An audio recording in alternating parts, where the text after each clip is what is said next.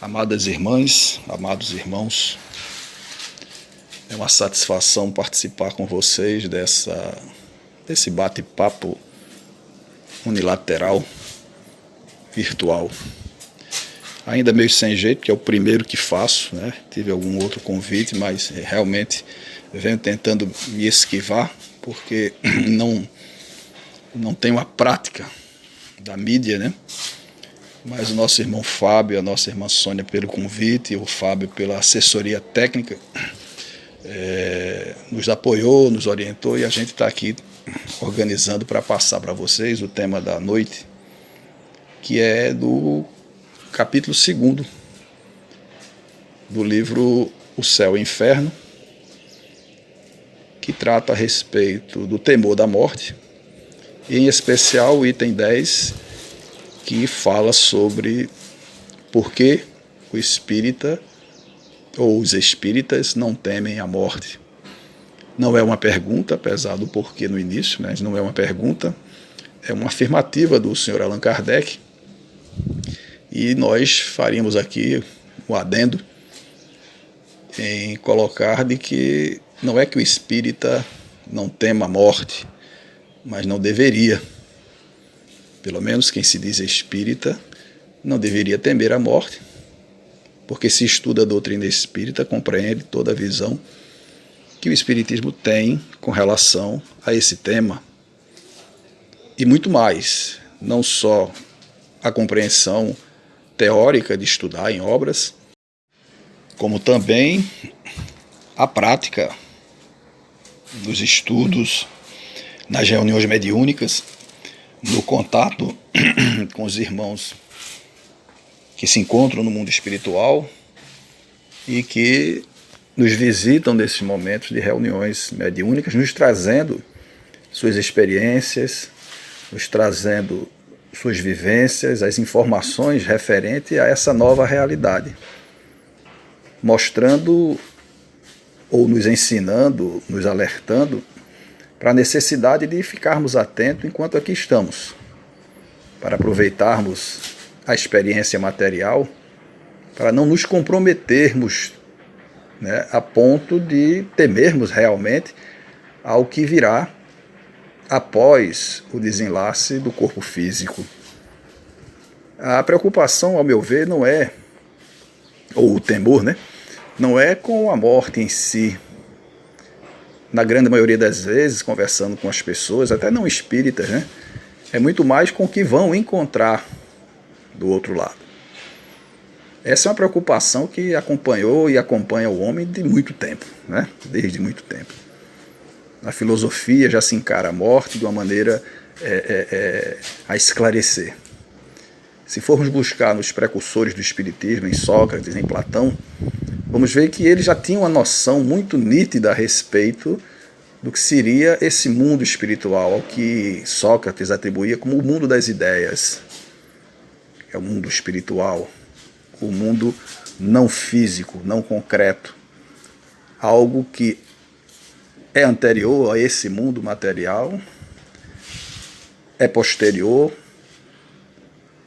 sobrevive a esse e é o destino de todos seres vivos, o mundo espiritual. É no mundo espiritual em que nós temos a liberdade, é no mundo espiritual que nós temos, né, a possibilidade, obviamente, guardada as proporções para cada nível evolutivo de cada espírito. Quanto mais despreendido das coisas materiais, mais facilmente adentra o mundo espiritual e se, digamos assim, sintoniza com a nova realidade.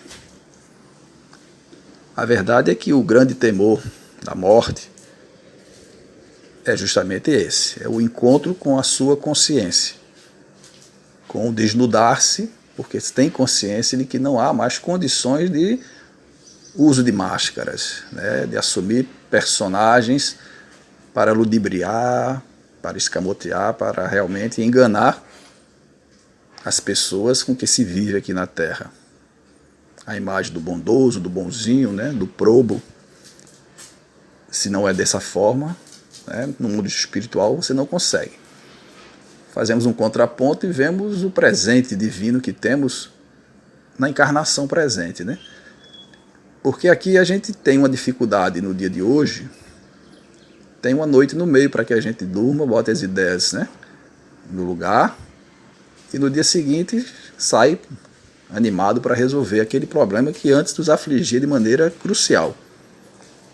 Aqui, numa dificuldade, a gente consegue mudar de canal, né? A gente consegue deixar para depois.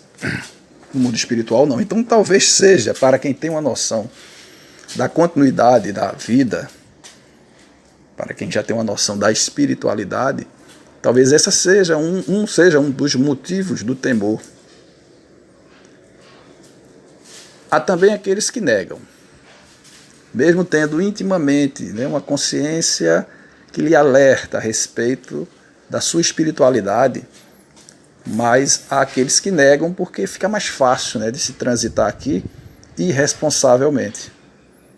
Aqueles que acham que depois da morte do corpo físico, só o nada.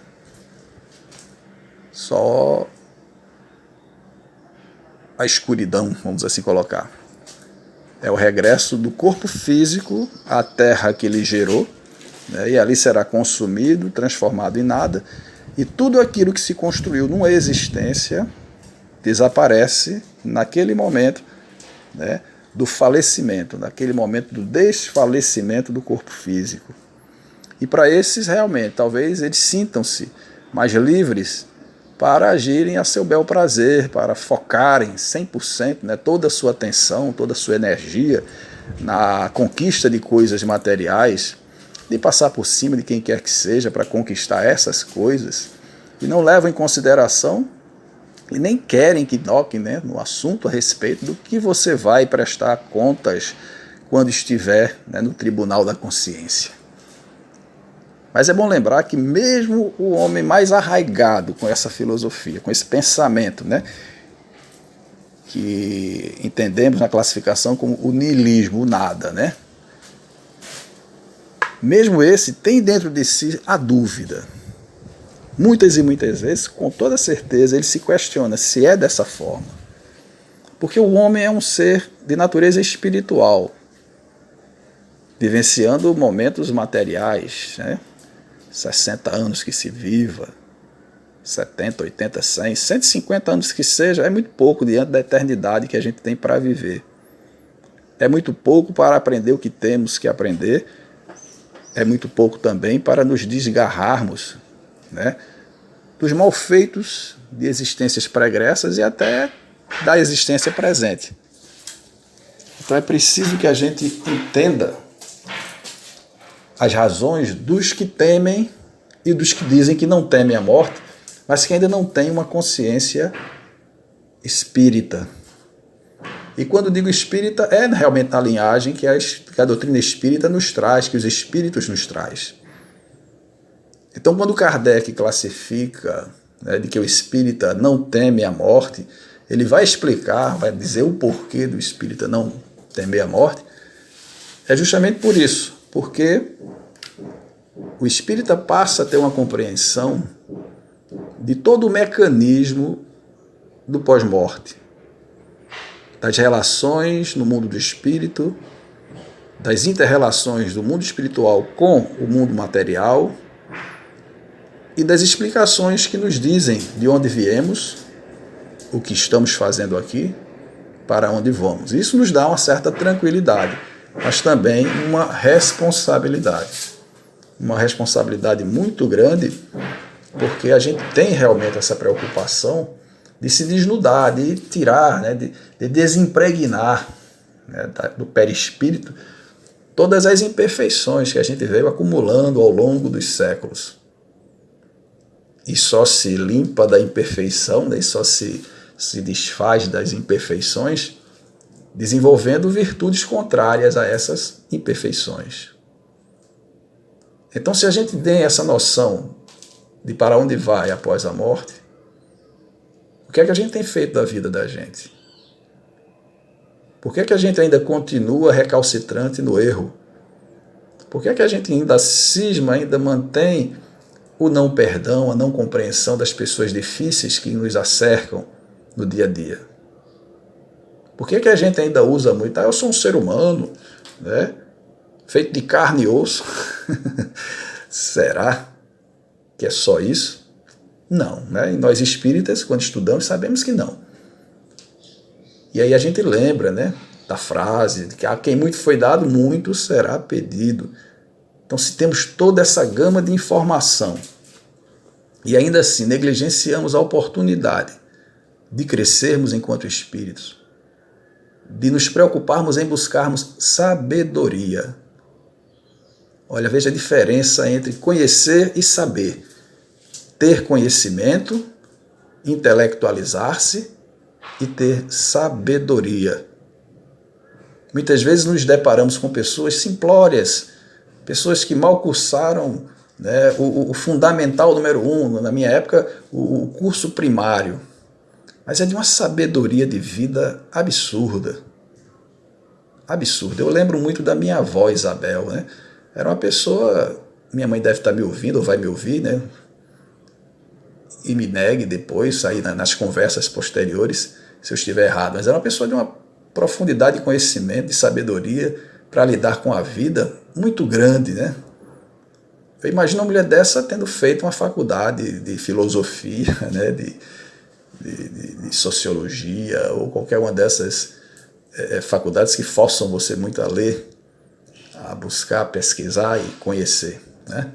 A sabedoria dela estava na vida, de observar, de se bem relacionar com as pessoas, de não contender, né? De não brigar por bobagem, né? Sempre procurar apaziguar, né? Os ânimos mais acirrados e procurar ter sempre um coração tranquilo.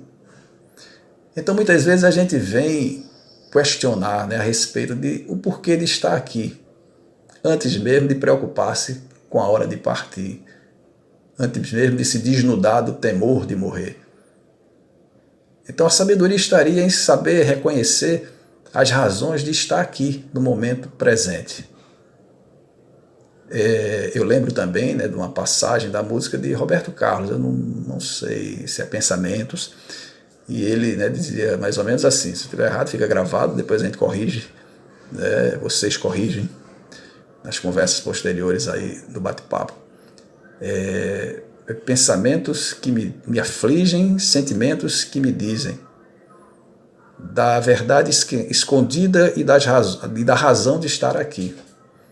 As perguntas que me faço são jogadas ao espaço, e de lá eu tenho todas as respostas que pedi. Aí mais na frente ele vai e cantarola e canta esse verso, né? Eu me lembro da razão do universo, contemplando a natureza nesse mundo, onde às vezes aparentes coincidências têm motivos mais profundos. E se flores se misturam pelos campos, é que flores diferentes vivem juntas, e a voz do tempo na canção de Deus responde a todas as perguntas. É de uma profundidade muito grande essa poesia, e nos toca e nos alerta a respeito das razões realmente de estarmos aqui, do porquê e do entender. Então, buscar conhecer a doutrina espírita é, antes de mais nada, buscar sabedoria. Não é intelectualizar-se. Há espíritas intelectualizados, espíritas com muito conhecimento da doutrina científica, né, de Allan Kardec, de todo o mecanismo que é essa doutrina. Eu digo sempre que a doutrina é uma ferramenta, né, como o próprio Kardec já comentou, né, em breves relatos a respeito de que seria uma ferramenta. E eu acredito até que a proposta da espiritualidade, no primeiro momento, era, com essa ferramenta, instrumentalizar as demais religiões espiritualistas para que entendesse exatamente essa relação do mundo espiritual com o mundo carnal. E a doutrina veio com esse compêndio de informações, né, nos trazer esses detalhes, né? Se a gente se debruça no estudo das obras de André Luiz, através da psicografia de Chico Xavier, muito grandemente, uma participação do Valdo Vieira também, nós vamos encontrar, já no nosso lar, né, uma série de revelações complementares àquele trabalho de Allan Kardec no Pentateuco da doutrina. Mas já no Livro dos Espíritos, né, você já vai encontrando ali a respeito da morte. Kardec, nas questões, acho que 942, 941, não estou com o livro nesse momento aqui em mãos, e na 730, trata a respeito disso. Convido vocês a abrirem o livro e observarem. Trata a respeito desse temor, né, dessa preocupação e o porquê. A morte nos aguarda, né? Nós não sabemos quando vamos regressar, mas tendo por morte, né, como porta de acesso à vida, à verdadeira vida. Lembro de Joana de Ângeles, né? Uma mensagenzinha sua no livro Sua Crítica é Amar e Viver, a respeito da morte. E ela dizia nesse livro, né, morrer é transladar-se, né, transladar-se, mudar de lado, em situação vibratória, né, da densidade do corpo físico para o etéreo, que é o perispírito, muito mais leve. Né? Essa mudança de densidade, mas nunca de realidade emocional, psicológica. Ou seja, quando nós desencarnamos, nós não deixamos de ser André, Sônia, Fábio, Carlos, minha irmã Lúcia, Dona Quitéria, Quiterinha, né? Todos vocês que nos ouvem, Almizão. Então, nós não mudamos, nós não nos tornamos diabinhos de chifres, rabinho e tridente na mão, nem muito menos anjos, né, de asinhas e auréola sobre a cabeça. Nós continuamos sendo os mesmos que vivemos aqui nesse mundo material. Nós continuamos, né, com as nossas apreensões, nós continuamos com os nossos temores e com os nossos conhecimentos. Nós carregamos a bagagem que juntamos na vida presente.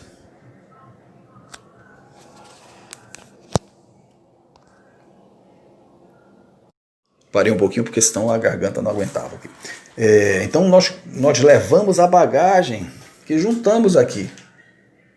Então é preciso que a gente procure no momento, esse presente que o Papai do Céu nos deu, aqui agora, no plano físico, dar-nos o melhor de nós, nos envolvermos o melhor com as pessoas, observarmos, né, o que temos a fazer ante os tantos afazeres que temos. O grande conflito que a gente tem é justamente nisso, é essa briga pela busca, né, dos bens terrenos, né, do pagamento das contas do final de mês, das preocupações, né, que a gente tem com o filho, com o pai, com mãe, né, com o marido, com a esposa. Isso tudo nesse turbilhão, às vezes a gente esquece que é espírito e a jornada que a gente está levando. A gente deixa de dar valor ao que se deve dar valor. As pessoas que já buscam sua espiritualidade, né? Quantos livros, quantas narrativas não temos e quantos exemplos, muitas vezes, mais próximos, talvez mais escassos, de pessoas que abdicam, né, das coisas materiais para buscar viver, fruir das coisas espirituais. Obviamente, não estou dizendo aqui para da noite para o dia você largar emprego, largar família, não, isso não. Mas que a gente tenha essa consciência, enquanto espíritas que somos, né, de que há coisas mais importantes a cuidar e mais emergentes. E para quem já está vivendo um pouquinho mais de tempo, né, eu já virei aí a barreira dos 50, né, sabe-se que, claro, isso não quer dizer nada. Quem está com 50 pode viver 150. Quem está com 18 pode se engasgar com um biscoito, né? Como a gente não sabe, a gente vive, né, deve viver cada dia como se fosse o último, procurando evitar querelas, procurando evitar situações em que a gente, ao desencarnar, vai sentir mais dificuldade depois em voltar. É lembrar do Cristo, né, em que pedia que a gente né, se reconciliasse com os adversários enquanto estamos aqui a caminho com Ele. Esse era o recado que ele dava, porque ele já tinha essa visão que hoje a doutrina nos dá com tanto detalhe. Então, meus irmãos, diante, né, dessas palavras rápidas, agradecendo aqui a oportunidade de estar com vocês através desse meio, né, diante dessa situação que estamos vivendo de pandemia, ou seja, uma situação que abraça todo o planeta, trazendo dificuldades, desafios, mas convites, né, de renovação, de análise, né, de revalorização de muitos conceitos que nós tínhamos até então e que essa pandemia chacoalhou, deixou de cabeça para baixo e nos faz repensar muita coisa.